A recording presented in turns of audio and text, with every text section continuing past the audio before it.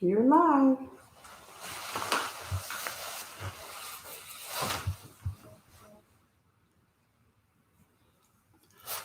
Good morning.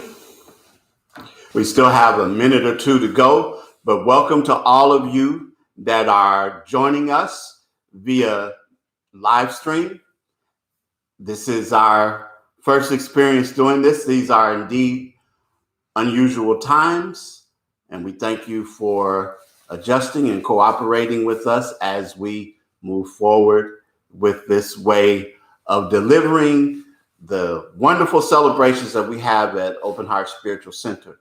We know that it will be a little bit different today, but we're grateful that you have joined us, and we ask that all of you would stay safe in all that you do, the social distancing and all of the caveats that we hear from our public health officials. And if you would do me this one favor, and that is all of the conspiracy theorists and all of the sudden internet experts who are giving us advice and shooting videos for us on ways to avoid the virus and all of that, if we just kind of ignore that and not pass that on and stick with those avenues and those channels that we know are indeed legitimate.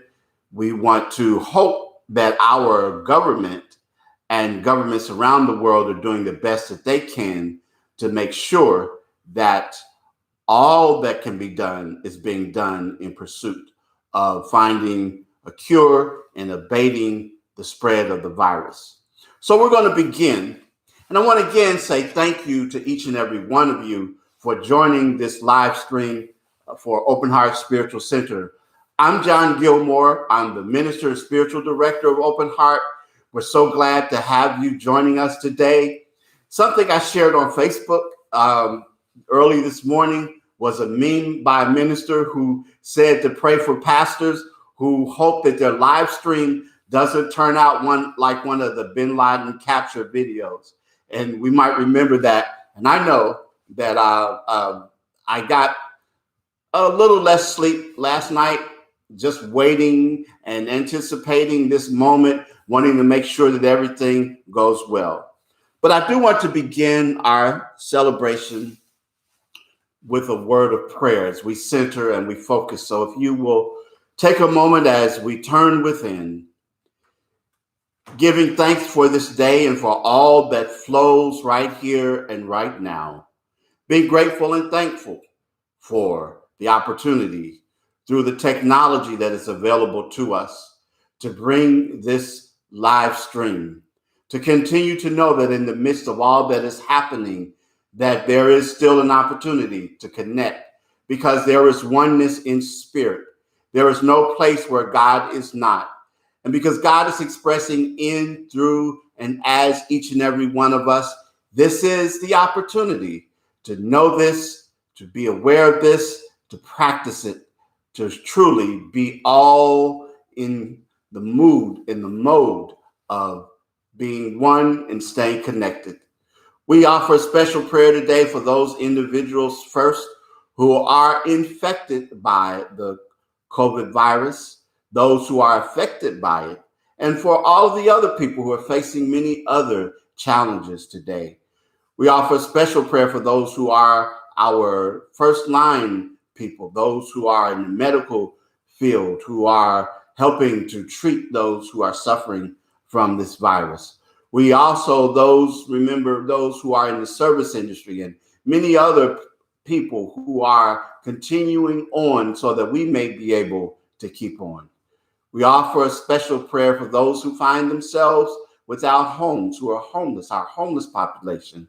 We also remember those families that are together and the stresses and strains that can come from that. All fades into God is a song that we remember by Ricky Byers. And we continue to remember this, that all does truly fade into God. And as we move forth in this time, we give thanks for this day, for this opportunity, knowing that all is well, all truly flows in the most perfect way. And so it is. Our affirmation for the month of March, our theme is the spiritual life And our affirmation is, today, I affirm that the spiritual life is not a life before, after, or beyond my everyday existence.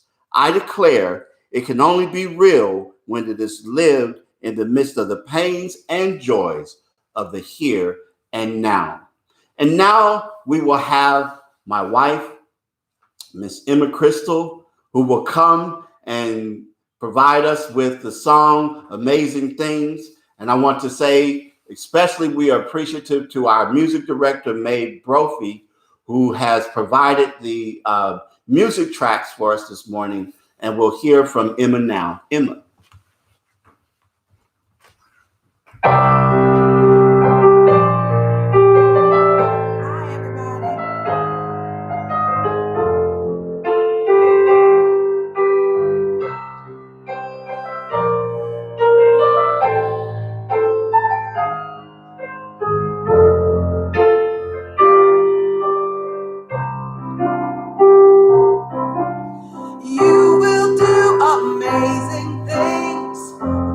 Choice each new day brings, and with every breath you take, bless the progress that you make.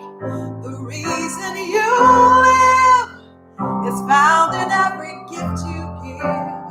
Love your life, love your dreams. You will do amazing things. Amazing. Amazing, you will do amazing things. Amazing, amazing, you will do amazing things. All the places you will go, and the people you will know. Don't worry when, where, or how.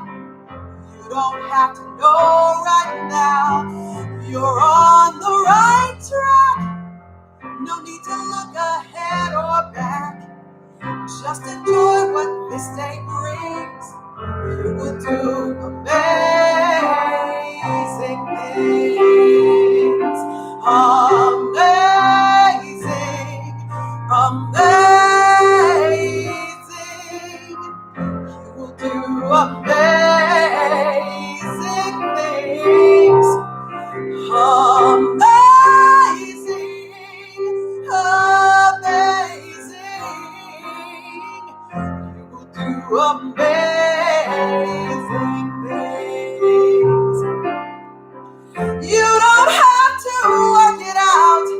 Just stay in the here and now. Let your mind rest for a little while. Sometimes deepest answers come when you're out there having fun. So close your eyes and take a breath and smile. And smile. Amazing. Amazing, you will do amazing things. Amazing, amazing, you will do amazing things. Amazing, amazing, you will do amazing things. Amazing, amazing, you will do amazing things.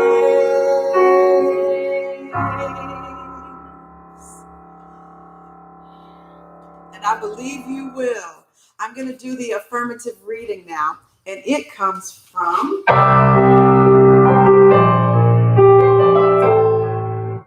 we are working on this thing. This is called The Power of Faith, and it's written by Lloyd J. Thomas, PhD. Faith is a state of mind. For the purpose of this column, faith has little to do with your religious convictions. Faith is a belief in the power of the orderly laws and energies not available to our usual five senses. From your faith comes confidence in that power and lawful order of the universe. You and I probably take our faith for granted. We are not usually conscious of our faith. Yet, we have confidence we will wake up in the morning. We count on the sun rising in the east every 24 hours. We know if we throw a ball in the air, it will come down. We have faith in gravity. Do you have faith in life? Faith in yourself? Faith in a mate? Faith in others? Faith in your ability to succeed? Faith in your ability to create almost any outcome you genuinely desire in your life? Faith is your conscious awareness of and belief in the universal forces operating in all life. If you faithfully align your own beliefs and energies with those of the universe, you can accomplish almost anything. On a spiritual level, we are told that if our faith is the size of a mustard seed, which is pretty small, we can move mountains. How's that for personal power? If you want to be a successful person in any endeavor, strengthen your faith first. Here are a few suggestions for doing that. Lose your fears. Fear of anticipated outcomes paralyzes you and prevents you from moving forward toward anything but that which you fear. Adopt a positive mental attitude. Nothing great was ever achieved by anyone who focused on his or her negatives in life. Expect your desire to be made manifest. We know the chances of you getting what you want are pretty greatly increased if you expect it from the beginning. Use your imagination. Inspire yourself to regularly imagining yourself already functioning within the outcome you desire to have.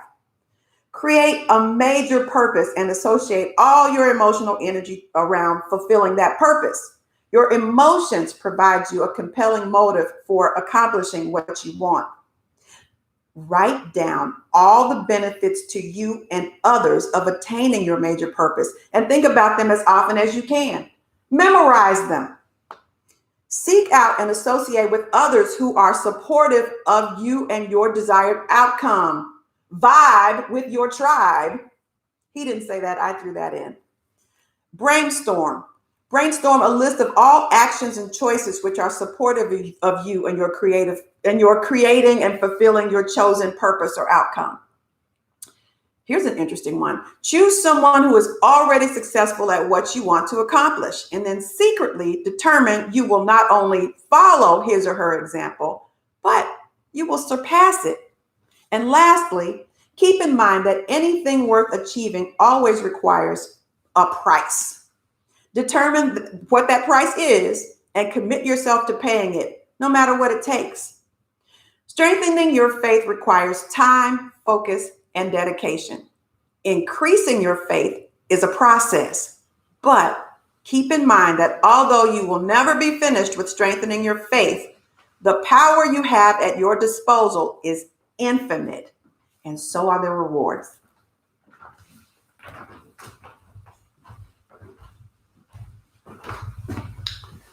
Thank you, Emma, for sharing that affirmative reading.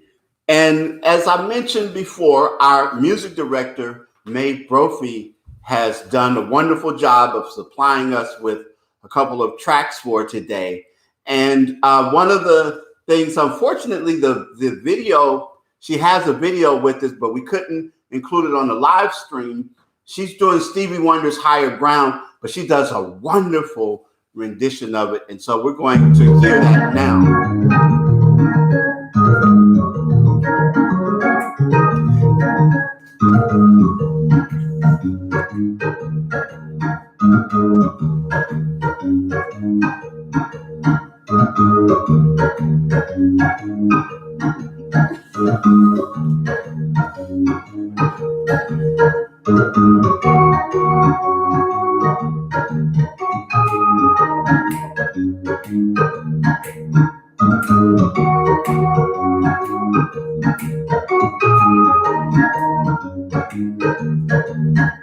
That's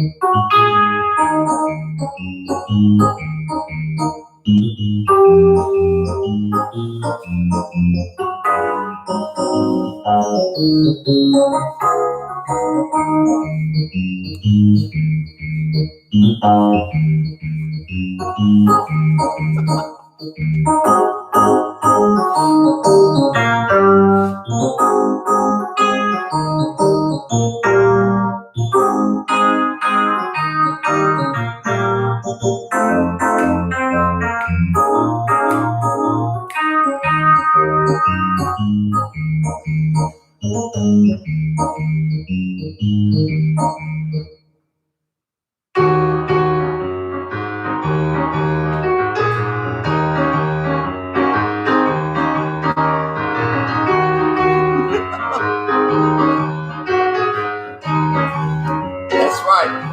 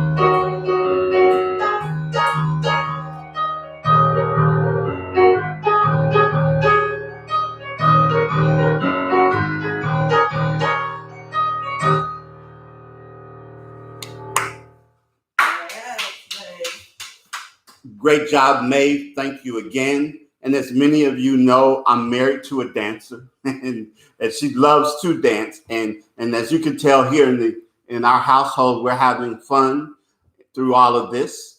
I wanted to just take a few moments to talk about our situation and what we are experiencing these days and weeks now, because we know that this is an unusual time, a very unusual time for us. And as we move forward in this, I'm reminded of one of my favorite quotes from the teacher Byron Katie, who said, "When I argue with reality, I only lose every time." When we think about it, the coronavirus or COVID-19 or whatever we wish to refer to it as is indeed here. It's a reality. It is something that no matter how much we affirm or think otherwise, it is affecting the way that we live, the way that we conduct our lives. As a matter of fact, it is changing things. It has changed the way in which in this moment we gather. It has changed the way in which we educate. It has changed in the way in which we provide things for other people. It's even changed the way in which we here and now do things like have religious services or faith services. It's changed a great deal in our society. And as we look at this and we see this, I think that one of the things that we need to do, rather than lamenting the fact that it's here and the fact of all of the changes that are around, begin to ask ourselves, what can we learn from this? And also, what can we take moving forward, taking the best of things that we have learned from this and allowing those things to become a part of our new reality, our new way of doing things. I think that this is significant and this is important. I don't want us to be like, I think about one of the stories that's told in the Bible, in the scriptures, where the disciples, after they had encountered Jesus, after he had resurrected, after the crucifixion, and he left them for a while, and they were gathered together. They were trying to decide what they were going to do. And Peter, one of the disciples, said to the rest of them, "I'm going fishing." And all of the other disciples joined with him. And as I read that story, and I like to read it over and over time again, the thing that struck me the most was fishing. Fishing was what they used to do. And here they had all of the teachings, all of the experiences that they had with the master teacher, Jesus, all of the things that they had learned. And yet, rather than taking those things and moving forward with them, they were content to go back fishing. And it wasn't until later they had an encounter with the master teacher that things changed for them. And I don't want us in the midst of this to go back to the way things used to be. I think that there are some things that we can carry forward, some lessons that we can learn when it comes to this experience that we are having in the midst of our social distancing and all of the other things that we are doing. One of the first things I think is we are finding out those things and those people in life who truly matter.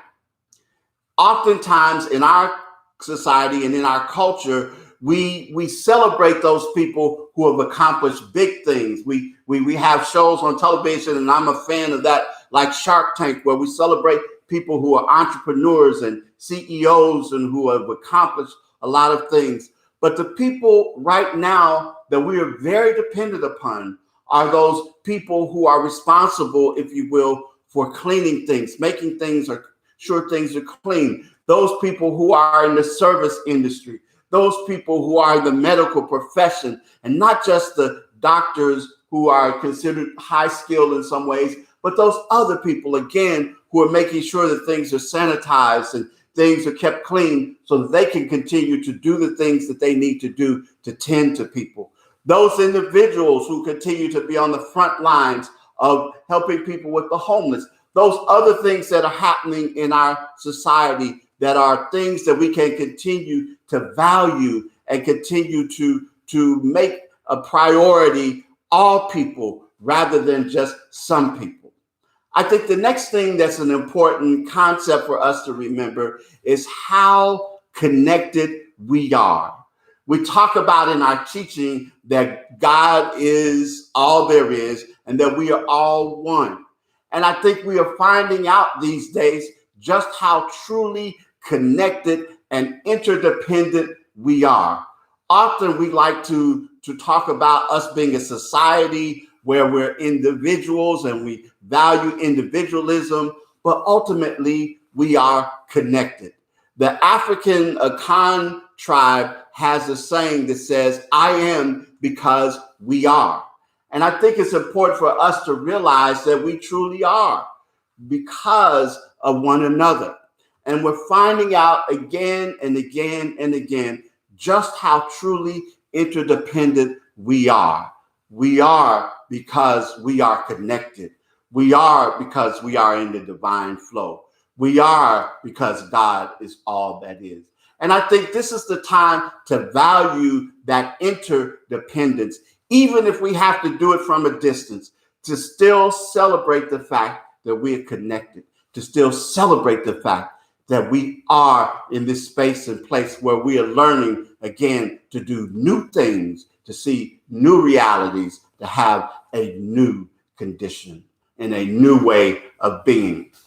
My son and daughter who are grieving the loss of their mother, one important thing that my daughter texted me the other day, and she's 23 and he's 33, and they are there in the house making and coping with the loss of their mother. But one of the things that she texted to me was to say, Dad, my brother and I sat down and had dinner at the table together with no television on and no phones on. And that's, I think, important. I think it is indeed important that as we find ourselves together in households, that we take the time to put aside some of those things we've been using as distractions in the past and gather together and value one another. One of the most important presents that we can give one another is the present of presence, to be fully available and fully open to each and every person that are in our lives. And as we are in households together, and sometimes people who are there for more than they might have been used to in the past, it's important to take the time to stop, to value one another. And then finally, I think the thing that we also can say that we are learning from this experience and continue to remember in this experience, and that is that despite all of the appearances of things that are going on, despite all of the fears, despite all of the fact that this is a pandemic that we're facing and all of that, is to continue to understand that God is in the midst of this all.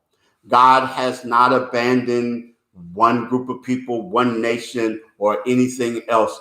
We know that in all of this, there is the continued assurance of our faith, that we can stand on our faith. We can continue to trust in our faith, that we will remain safe. And even those people who might become infected, there are ways and there continues to be avenues that we can follow that will make a difference in our lives. And we're hoping for a cure. We're hoping for a solution. And we're knowing that in the midst of this, that again, using our spiritual tools, our spiritual resources, affirmative prayer, affirmations, meditation, being present for one another, and all of this is a reminder for each and every one of us just how important it is to affirm that God is still in the midst of this. There is no distance. There is no separation. As Howard Thurman says, there is a faith beyond our faith that gives strength to our faith. And we understand this, we affirm this, we know this, and so it is. I'd like to close now as we understand again in this moment all that is flowing in, through, and as us. We're grateful and thankful for this day, for this knowledge, this awareness, for all of the people who have joined us today, live stream, for those other centers and places of faith and of religion that are around the world that are indeed in the same process, are continuing their message, continuing their good news, continuing their mission, continuing their assurance and encouragement, that we continue to uplift one another and know that all truly is well. And with joy and gratitude, I release my word into the creative medium, knowing that it is done, knowing that all is well, and so it is. Thank you again for joining us today. We greet you, we bless you, we see God in you. Namaste.